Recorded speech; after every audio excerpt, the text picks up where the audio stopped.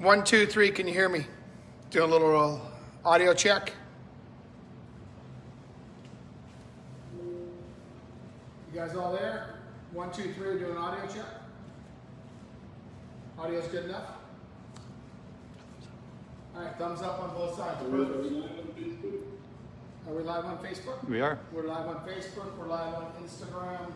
I believe Scott is switching it over to YouTube as well, so should be live here.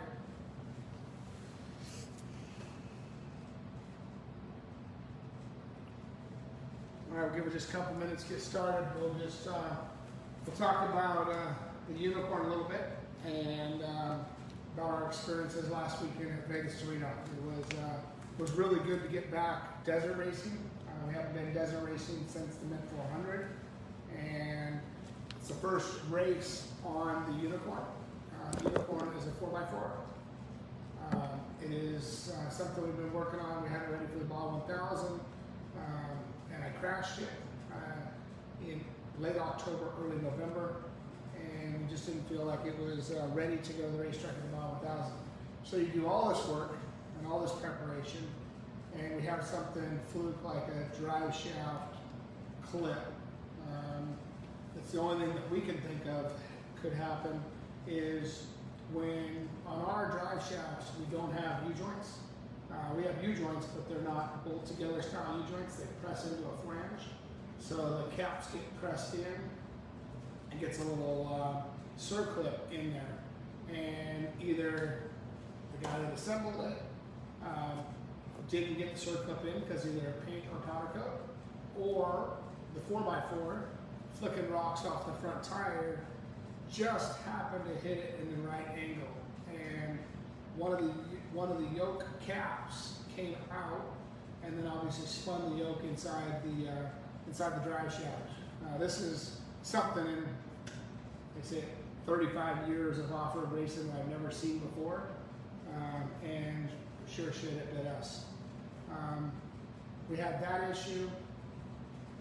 We did not run our hot brakes on the front because we were running these AP calipers, and we didn't have a pad quite made yet. So we used the AP pad, and unfortunately one of the pads delaminated right after the drive shaft. That wasn't a big deal. We lost maybe 3 minutes fixing that.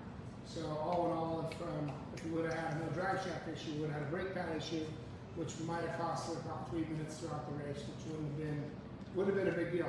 The difference between first and second was 8 minutes, and I think that the unicorn is plenty good enough. But when you get back in the dust like we were with the 6100 trucks, you run their speed.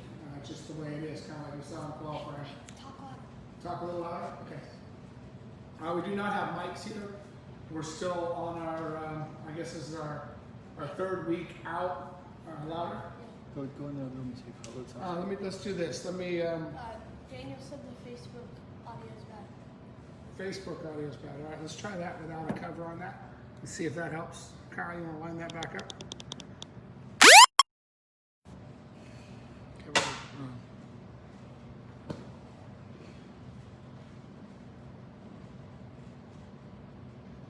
1, 2, 3. Is that any better with the mics? I took the covers off the phone. Any better on the mic there? Instagram audio on Facebook bad. Facebook mic's bad. Yeah, we don't. This week we didn't have any mics, so we're running off the mics off the phone. So it's better. All good? Good enough? Better. All right. Like I said, Vegas Torino had a U-joint cap come off. Sucks. You do all this work and all this preparation. You go to the race and you think you're prepared and you get something fluke like that. But like I say, live and learn. We'll put mud flaps on it for next race. We did not run a mud flap across the front. Didn't think we needed it. We had some protectors on the rear end housing, and on the brake rotors, some little winglets on the trailer arms. And that seemed to do the job, but unfortunately, like I said, we lost the yoke. Daniel, let's go ahead and switch over to the next page. I'm in California. We have been testing over at CARB EPA with our new engine, and we had to make a couple changes on our catalytic converter So I called Richard, my buddy over at MagnaFlow, kind of explained what was going on yesterday when we were testing. He said, I got your hand, will be here in the morning. I'll build you up a couple of them. So I got 2 new units to test tomorrow again. And what we are working on is obviously all the carb EPA stuff. We've had our fuel tank soaking for over 6 months. We've got our charcoal canister stuff done. Now we're ready to do obviously the mission side of the engine, and had to tune it up a little bit. So we'll be back running again tomorrow, and look forward to seeing how that's going. But wouldn't be able to do the stuff that we're doing without great partners. You know, I've talked about this before. The relationships that I've made throughout my racing career is what's really helping us in the manufacturing side of business. You know, I can call the guys over at MagnaFlow and bang, 3 hours later, we can have cats getting made that we can pick up the next day. That just doesn't happen in normal business. And that's how we're able to ramp this thing up so fast. So all the suppliers, you guys out there, you know who we're calling on a daily basis.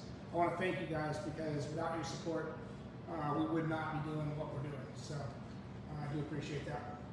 So MagnaFlow's got us dialed. We'll be back up and running again tomorrow morning here in Southern California, and we'll keep you guys posted how things are going. Switch on to the next one, Daniel. Configurable Light Bar.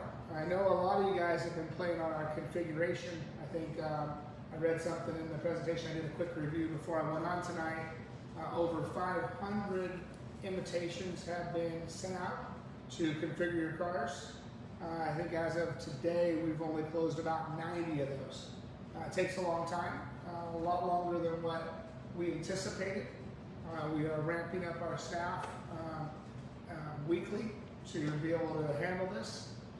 But you know, this is about a relationship, and honestly, our guys and gals are spending time on the phone with our customers, answering the questions, explaining the car, explaining how the configurator works, explaining what the accessories are, what accessories we have available, and it's been very, very positive.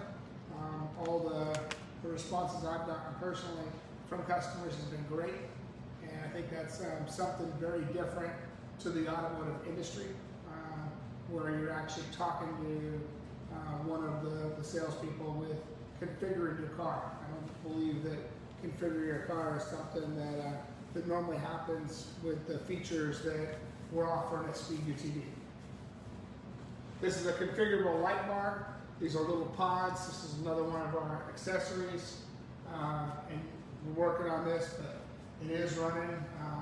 I believe we might have a picture tonight, Daniel, maybe not, of the light shining into either the woods or out in the parking lot. Our parking lot in Charlotte, thanks to the new 485 freeway that went through, we're basically lit up like daylight. So we got to go out into the woods a little bit and get some light if we're going to do that. And I think Casey was working on that. Just don't know if we're going to have it for tonight. But this is the configurable light bar. Very, very bright. Very neat the way you can configure it, and also the way that we can arc it, change it, point lights up or down, because each one of these 2 pods are adjustable to a different angle. It's going to be tricky to obviously adjust, but once you get it figured out, it should be fun for you guys to play with. Go on to the next one, Daniel. We do have our lighted whips. I know that these are on a remote, correct, Daniel? Yeah, so there's an RGB remote. So it's an RGB remote. What's cool about that is you can actually change your colors of your whips.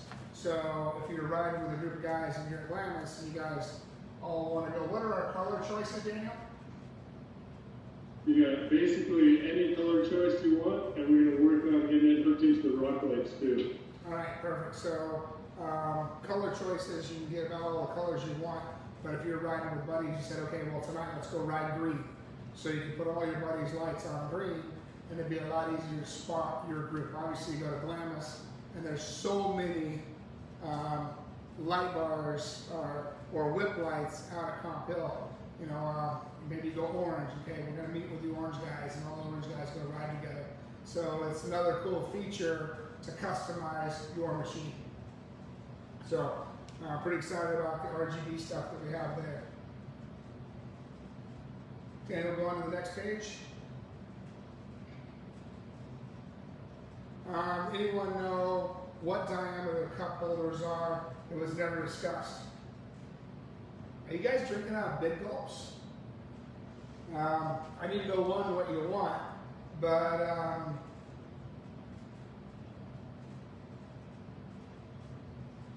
what cups? All right, so the cup holders are 4.1 inch diameter. That's a big boy, huh? Daniel, 4.1? Yeah, that's the top, and then it tapers down. There's 2 steps in it. All right, and there's 2 steps in, so 4.1 at the top.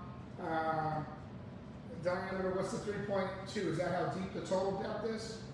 That's how deep it is, yeah. And these are the ones in the center console, correct? Correct. What about the ones that we have out on the tailgate? Do you know what those diameters are? Is that something you could slide I over? believe they'll be quite similar, but they're shallower. Yeah, they're only like an inch deep.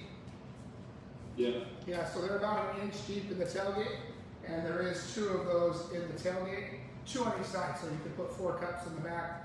One thing, you know, like I said a couple times throughout the last 21 weeks, I was sitting at Glamis last year at the top of the hill, and there was no place to sit. We were sitting on tires, we were standing, we were leaning against the car, and I climbed into the bed of the double X. And that was the one that really triggered me, is we need a real bed in the back of this thing. You know, a bed that you could put 2 people in, and you can put a tailgate down, and you can hang out. And that's one thing that Speed Utv has enough room to not only haul the mail. You can put a lot of stuff in the bed: spare tires, coolers, firewood, bales of hay if you're out on the farm. Vehicle could be a very universal vehicle besides just a high performance vehicle. So we do have the bed. Next question is finalization process. This is Kevin Wolski is asking, and I think Jason Kramer answered. It was pretty quick and painless as long as you have your graphic design picked. Out with along with your accessories you want to add. Made up appointment today. They texted me last week to see if I was ready to talk with them, and they did it and still contacted me today. So it was something that was easy. I got Mike Coletto. He said he's finished up his accessories really easy. It's easy, it's just time consuming, and it's time consuming probably more on our side than it is on yours, because we want to make sure we get it right for you. Last thing we want to do is get you into the configurator, confuse you, not make it simple. And then you got to remember, when we finish that, it's probably not the same sales guy that's dealing with the order process as we do graphics and all the other things that come with it. So thank you for being patient with us. Sorry it's taken a little bit longer than we anticipated, but things are moving along. We've learned every day. The guys and gals get better at it. You, our customers, ask questions that we continue to communicate in the morning meetings of what was the thing you learned today. And they've really got a nice little punch list put together that hopefully makes it easier to answer all of your questions. All right, let's go on to the next one. Oh, hold on, back up one, sorry. So we've sent out 509 out of our initial pre-order. So 509 have been sent the configurator to play with. 90, only 90 have been closed. But 90 is a lot. When I say only 90, that's a lot. And we do appreciate your business, and more importantly, we appreciate your patience as we work through this, because I'm trying to give you guys and girls something different than what the industry has ever had before. You really get to customize your car, kind of like a custom vehicle all the way through. All right, let's go on the next page. This one here is more questions. Utv Nationals. Utv Nationals is still on our target list to be the It is, I think it's mid-October, so we've got a lot of work to do. Our goal is still to go there and race, and obviously perform, but if we don't feel like we are at the top level ready to compete for the win, we will still be there. We'll have our couple of our race cars there for you guys to check out. And I know Max is going to race an XX for sure. And you know, we got a couple of the Turbo Dakar cars that we could break out and race in the turbo class because Martelli's have allowed a manufactured turbo. So we do have Yamaha turbos that come through the Arctic line, so we can run those cars as well, just like the Hondas are doing with theirs. So we've got a good backup, but at the same time, my goal is to bring the speed UTV out there, let you touch it, feel it, make sure it's dialed in. But if we're having teething issues, obviously we're not going to go out there and get egg on our face right from the get-go. We will have seats there. Yes, we'll have seats there. People go to sit in their seats and measure their seats and stuff like that. We hope the event happens too. All right, let's go on to the next one. So that's a SpongeBob there with a bunch of smileys.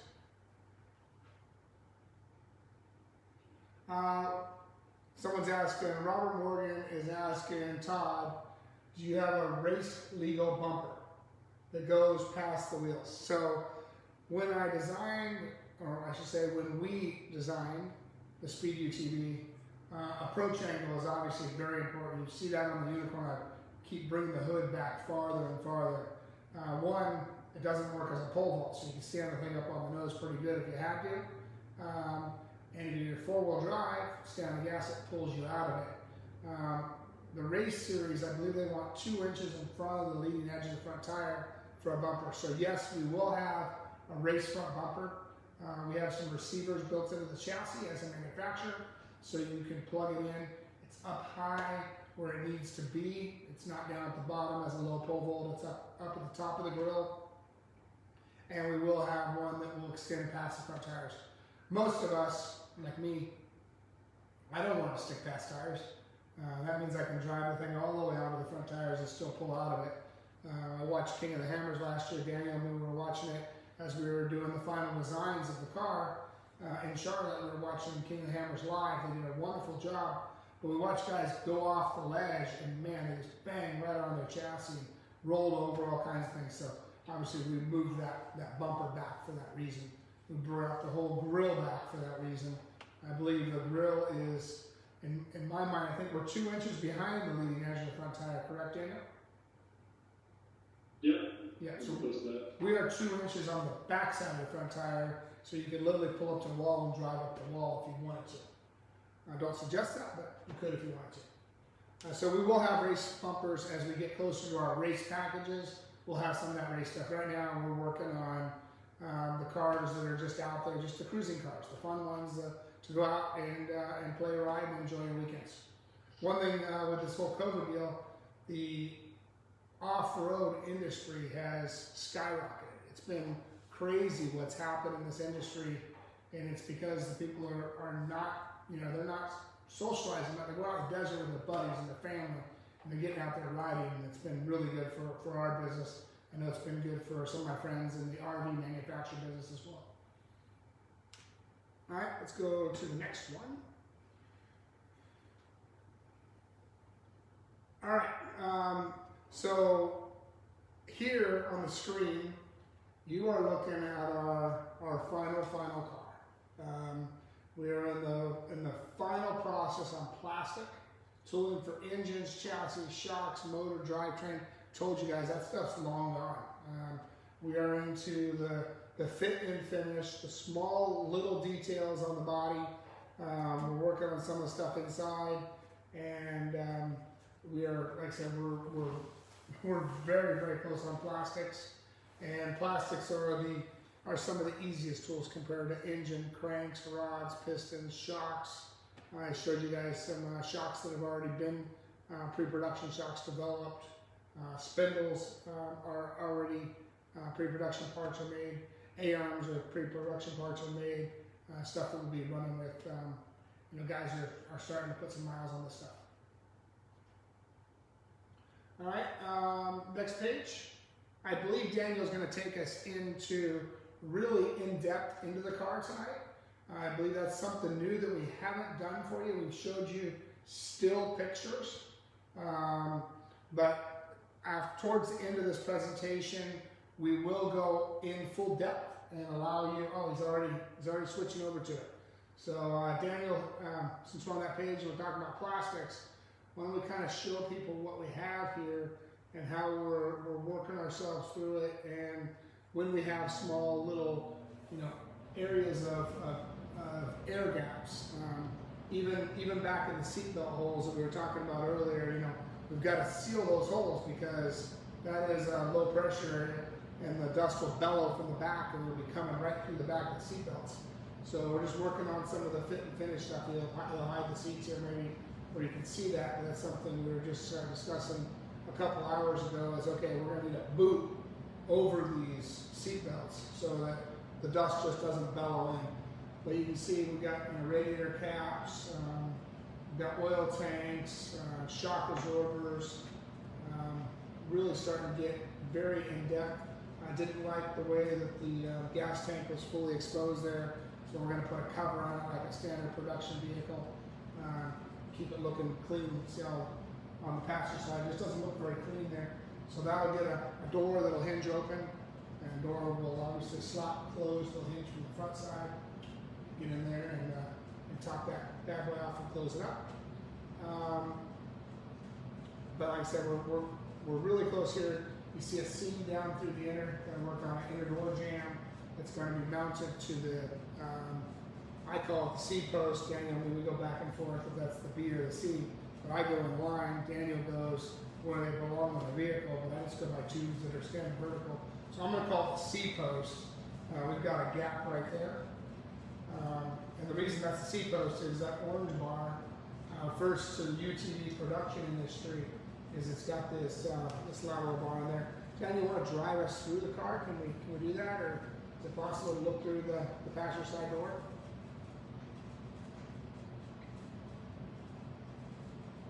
There we go. So as you can see here, we're basically sliced the car open where you can see inside the vehicle and get a real view of where we're at. If you look where the seats on the doors are, we've got the driver down in the vehicle.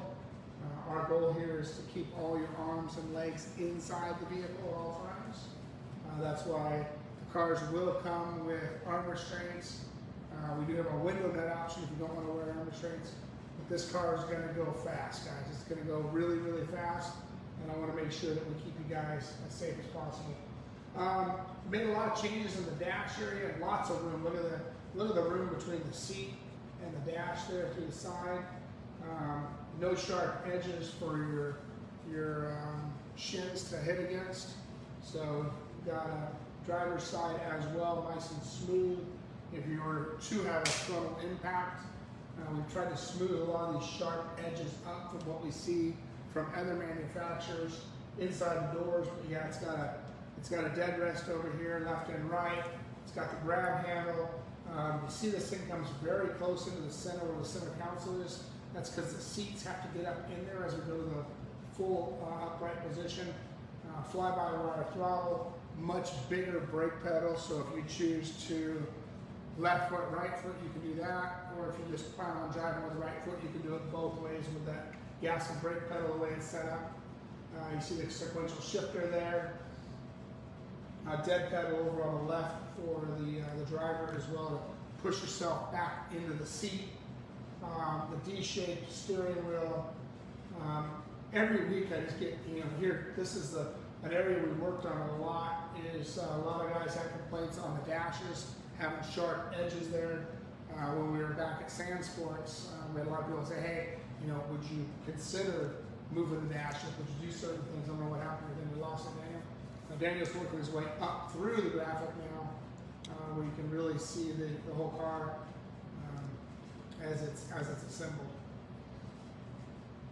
So I'm very excited where this car's at, where we're going to be in the industry. I believe that we will set the standard of performance sport UTVs for at least the next decade. So everybody that believed in what we were doing and believed that we were going to pull this off, thank you. I do appreciate your confidence. All your questions has helped us in the engineering department.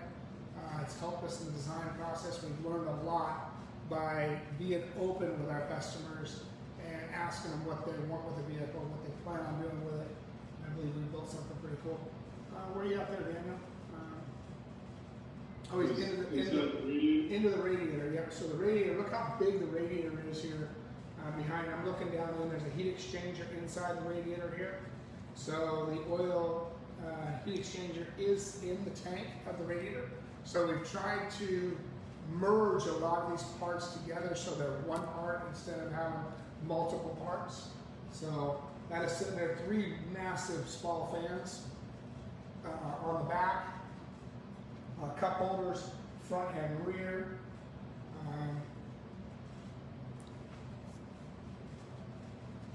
Bed hold downs, slots to be able to provide your bed up, real full operating tailgate.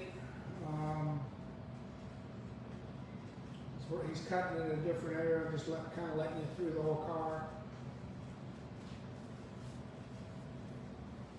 So, one thing we did do is when I go to Glamis and I see everybody with their lights and whips and radios, I believe there is 5 holes mounted to the roll cage, 2 on each side, 1 in the middle, so you can run 2 antennas on the outside, 2 colored whips, or you can run 3 colored whips across the rear, or you could put your antenna in the middle. But there is 5 options across the back of the car. Maybe we can cut through the roof there, Daniel. We can see where that other one is. But I know there's 2 on each, right? Yeah, we don't have that third one right, but we're good. Okay. Perfect. There's the exit for the radiators up to the top, so we don't get the low pressure.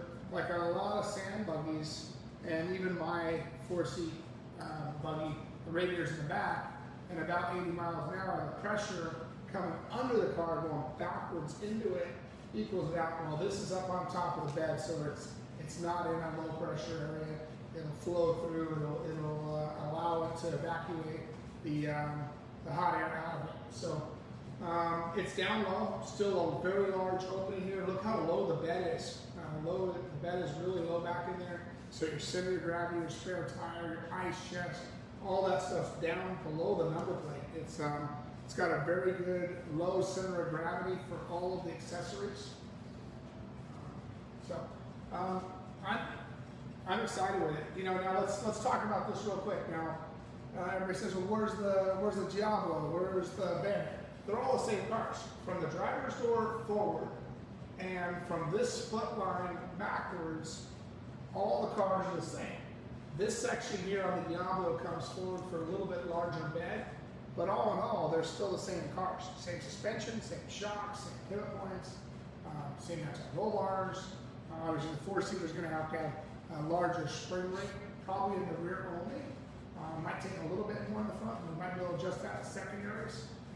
But one of the cool features is the same 4 shocks go on all 4 corners.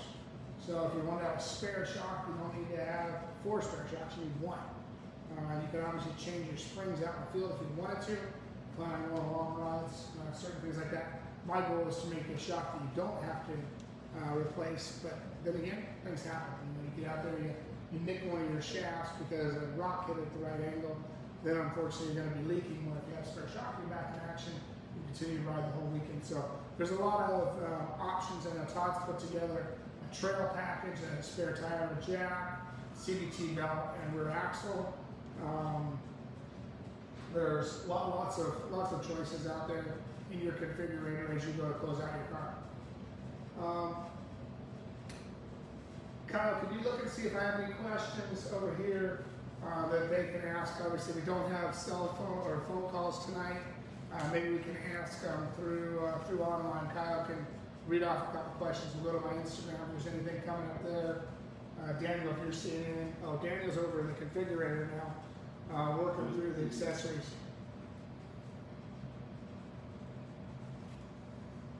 That's come out really nice. Very neat and simple how this works. Spare wheel tire. This is open to everyone right now. This piece here is open to everybody now? Yeah. Wonderful. Accessories. Yeah, we got the race cage toolbox. Let me tell you, last week after qualifying the trophy truck, we had 2 of those things out. We had one in the front, one in the back.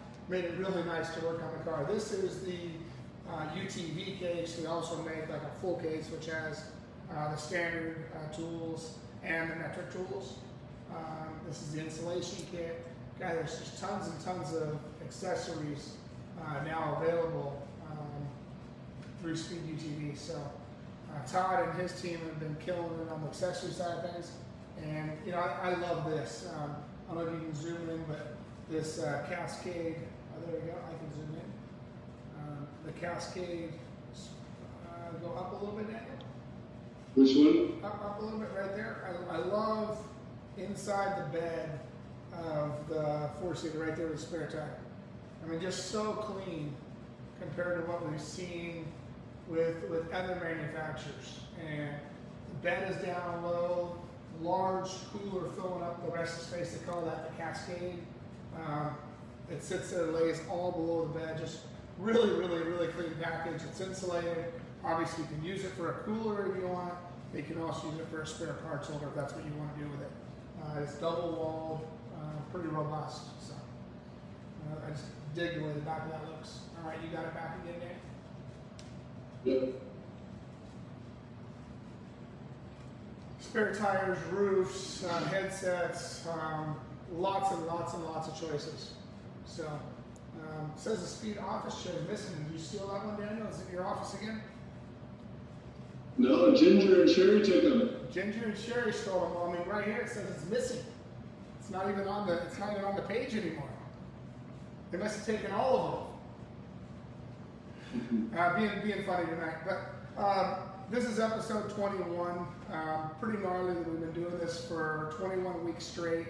I've learned a lot through this process. I know all of our staff and team here at Speed UTV, Speed Energy, Speed RC, Stadium Super Truck. What did I miss? Speed Tools. We've all learned a lot in this process, and I think the biggest thing we learned is to communicate with you guys, show you what we're doing, and be very transparent. The website, ecstatic with where it's at today. So many cool features. You know, there's been so many people that have helped us along the way with this. I want to thank everybody for their hard work, and we will be back next week, back in Charlotte, for episode 22 of Speed UTV. Daniel, do we have anything else tonight you want to show them? Any questions, Kyle? Question about the cooler. Will there be separate compartments so they could have a dry storage and a cold storage? Dry storage and cold storage. I believe there's a divider in the middle. I don't know if it's a sealed divider. I know there is a divider, but I'm not certain if it's sealed. I will check into that. I'll have an answer for next week on that. That's just because it's something I don't know. I believe it just has a divider, which the water would go from side to side no matter what. But let me get you an answer on that, and maybe there's an option of making that sealed. So, any other ones? Daniel's back playing on the configurator. While I'm on this, Daniel, if you just want to float through there again a couple more times. A lot of questions about seat pads. Seat pads. Air cushions are available. We do have air cushions. All of our drivers ran them at Road America. I had a couple drivers begging to take them home. Steve McKeitron came by the shop and took a couple more of our prototypes. We ran them at Vegas Torino. Kellen ran one on his side. I ran one on my side. Let me tell you the difference between a foam pad and this pneumatic, I guess it'd be pneumatic, right? An air cushion that has bleeder holes through it is amazing. I mean, at the end of the race, I feel good, my back feels good, my neck feels good, and it just takes that sharp edge right out of it. Daniel's up here playing on the configurator, kind of flipping around. This has the RG wheels, 4-on-156, very flat base. Very similar wheel to what we ran on the Unicorn this weekend. The reason for that is longer axles. The longer we can make that face, the longer the axles, the better the kingpin inclination. This is one of our new products that is developed, patented. It's a product that will give us a competitive advantage into the future, not only on Speed UTV, but also with the Unicorn trophy trucks or any other all-wheel drive vehicle that we make in the future. Lighter, stronger, and just better clearance.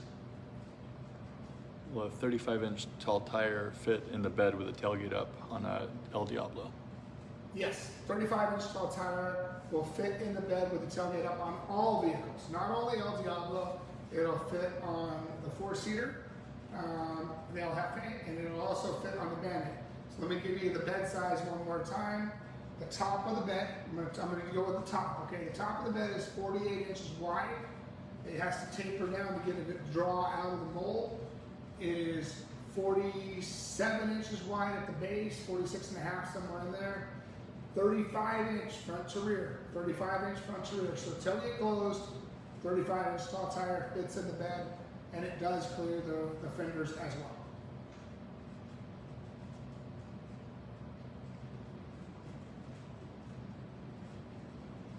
All right. Any other questions? Will you be able to fill the heat seater with the air cushion? Will you be able to? Yes. So the heat would be on top of the air cushion. It's a little filament that goes on top of the thing and actually would go on the back as well. We have the air cushion for the bottom. We're working for two more right now. One more cushion that'll have two more inflated areas for the back. There'll be smaller air cushions. It's something I'm developing right now that has a bigger air cushion so you can adjust your lumbar as well. So if you want to adjust the curvature in your back, we will have a back air cushion coming before we release the vehicle this year as well. Recommendation on sand tires? Sand tires, work on sand tires. We'll have you, I believe we're going to have you a 33-inch tall sand tire, front and rear. So that gives us good height, which should keep us from G'ing out with the rear chassis. Obviously, when you guys go to the sand and you let air out of your tires, remember you don't have the same tire patch on the ground. It gets smaller, which means it might smack the ground and bottom out. So one thing nice about the shocks is I can go in, or you can go in, you can adjust your shocks when you go to the sand. You can have a stiffer shock setting in the sand. Front and rear. You can adjust compression different, front and rear, for your stiffer settings as well.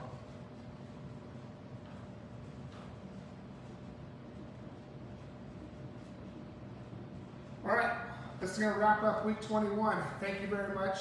I'm Robbie Gordon from Speed UTV, and I just want to thank all of our staff members, everybody that's helping us get through this thing week by week. Looking forward to delivering the best car in the industry. Thank you.